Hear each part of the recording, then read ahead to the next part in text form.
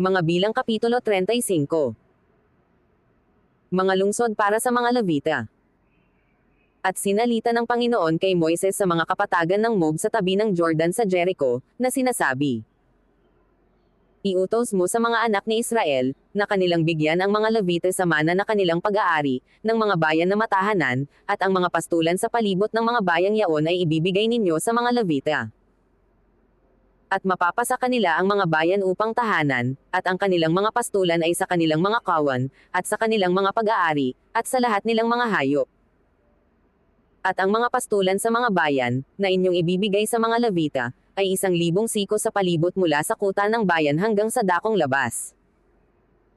At ang inyong susukitin sa labas ng bayan sa dakong silanganan ay 2,000 siko, at sa dakong timugan ay 2,000 siko, at sa dakong kalunuran ay 2,000 siko, at sa dakong hilagan ay 2,000 siko, na ang bayan ay sa gitna, ito ang magiging sa kanila'y mga pastulan sa mga bayan. At ang mga bayan na inyong ibibigay sa mga Levita ay ang 6 na bayan na ampunan, na siya ninyong ibibigay na matatakasan ng nakamatay ng tao, at bukod sa rito ay magbibigay kayo ng 42 bayan.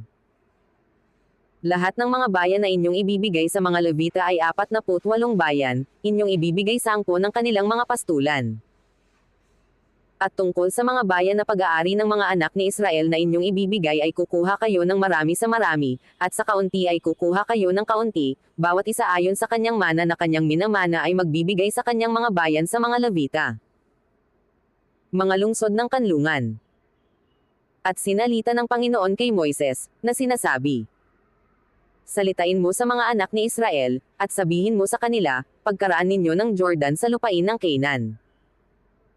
Ay pipili nga kayo ng mga bayan na maging mga bayang ampunan sa inyo, upang ang nakamatay ng tao na pumatay ng sinumang tao na hindi sinasadya, ay makatakas doon. At ang mga bayang yaong ay magiging sa inyo ay pinakaampunan laban sa manghihiganti, upang ang nakamatay ay huwag mamatay, hanggang sa may tayo sa kapisanan na hatulan. At ang mga bayan na inyong ibibigay ay 6 na bayang ampunan sa inyo. Magbibigay kayo ng 3 bayan sa dako roon ng Jordan, at 3 bayan ang ibibigay ninyo sa lupain ng Canaan, siyang magiging mga bayang ampunan. Sa mga anak ni Israel, at sa taga-ibang lupa, at sa makikipamayan sa kanila ay magiging ampunan ang 6 na bayang ito, upang ang bawat nakamatay ng sinumang tao, na hindi sinasadya, ay makatakas doon. Ngunit kung kanyang saktan ang kanyang kapwa ng isang kasangkapang bakal, na anupat na matay, siya nga'y mamamatay tao, ang mamamatay tao ay walang pagsalang papatayin. At kung kanyang saktan ng isang batong tanda niya sa kamay na ikamamatay ng isang tao, at namatay nga, mamamatay tao siya, ang mamamatay tao ay walang pagsalang papatayin. O kung kanyang saktan ng isang almaz na kahoy na tanda niya sa kamay na ikamamatay ng tao, at namatay nga, ay mamamatay tao siya, ang mamamatay tao ay walang pagsalang papatayin. Ang manghihiganti sa dugo ay siyang papatay sa pumatay, pagka nasumpungan niya ay kanyang papatayin. At kung kanyang itinulak sa kaputin, o kanyang hinagis na binanta, ano pat siya'y namatay. O sa pakikipagkaalit ay sinaktan niya ng kanyang kamay, na ano pat siya'y namatay, siya na sumakit ay walang pagsalang papatayin, siya'y mamamatay tao, ang manghihiganti sa dugo ay siyang papatay sa pumatay, pagka nasumpungan niya. Ngunit kung sa kabiglaanan ay kanyang may tulak na walang pakikipagkaalit, o mahagisan niya ng anumang bagay na hindi binanta, o ng anumang bato na ikamamatay ng tao, na hindi niya nakikita at kanyang may hagis sa kanya, na anupat na matay at hindi niya kaaway, at hindi niya pinag-aakalaan ng masama. Kung gayo'y ang kapisanan ang siyang hahatol sa sumakit at sa manghihiganti sa dugo, ayon sa mga kahatulang ito. At ililigtas ng kapisanan ang nakamatay sa kamay ng manghihiganti sa dugo, at siya'y pababalaykan ng kapisanan sa kanyang bayang ampunan, na kanyang tinakasan, at siya'y tatahan doon hanggang sa pagkamatay ng pangulong saserdote, na pinahirin ng banal na langis.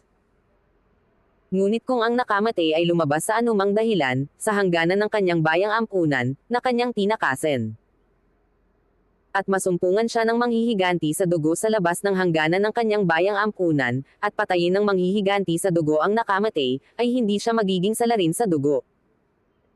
Sapagkat siya'y nararapat na tumira sa kanyang bayang ampunan, hanggang sa pagkamatay ng dakilang saserdote, ngunit pagkamatay ng dakilang saserdote ang nakamatay ay makababalik sa lupain ng kanyang pag-aari. At ang mga bagay na ito ay magiging isang palatuntunan sa kahatulan sa inyo, sa buong panahon ng inyong mga lahi sa lahat ng inyong mga tahanan. Sino mang pumatay sa kanino man, ay papatayin ang pumatay sa patoto ng mga saksi, ngunit ang isang saksi ay hindi makapagpapatoto laban sa kanino mang tao upang patayin. Bukod sa rito, huwag kayong tatanggap ng suhol sa buhay ng pumatay na nagiging salarin sa pagpapatay, kundi siya'y walang pagsalang papatayin. At huwag kayong tatanggap ng suhol sa kanino mang tumakas sa kanyang bayang ampunan, upang bumalik na manahan sa kanyang lupain, hanggang sa pagkamatay ng dakilang saserdote. Kaya't huwag ninyong dudumhan ang lupain na inyong kinaroroonan, sapagkat ang dugo ay nagpaparumi ng lupain, at walang paglilinis na magagawa sa lupa dahil sa dugo na nabubo doon, kundi sa pamamagitan ng dugo niyaong nagbubo. At huwag ninyong dudumhan ang lupain na inyong tinatahanan, na ako'y tumahan sa gitna niyan, sapagkat akong Panginoon ay tumatahan sa gitna ng mga anak ni Israel. Mga Bilang Kapitulo 36. Mga suliranin ng mana sa Canaan. At ang mga pangulo ng mga sangbahayan ng mga magulang ng mga anak ni Galaad, na anak ni Makhir, na anak ni Manases, sa mga angkan ng mga anak ni Jose, ay nagsilapit, at nagsalita sa harap ni Moises at sa harap ng mga prinsipe, na mga pangulo sa mga sangbahayan ng mga magulang ng mga anak ni Israel. At sinabi nila, ang Panginoon ay nagutos sa aking Panginoon na ibigay sa sapalaran ang lupain na pinakamana sa mga anak ni Israel, at inutusan din naman ng Panginoon ang aking Panginoon na ibigay ang mana ni Salphad na aming kapatid sa kanyang mga anak na babae. At kung sila'y mag-asawa sa kanino man sa mga anak ng ibang mga lipi ng mga anak ni Israel ay aalisin nga ang mana nila na mula sa mana ng aming mga magulang, at sa idaragdag sa mana ng lipi na kinauukulan nila, sa gayo'y aalisin sa manang naukol sa amin.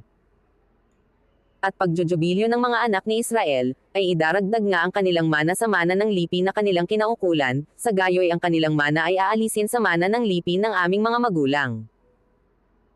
At iniutos ni Moises sa mga anak ni Israel ayon sa salita ng Panginoon na sinasabi, ang lipi ng mga anak ni Jose ay nagsasalita ng matuwid.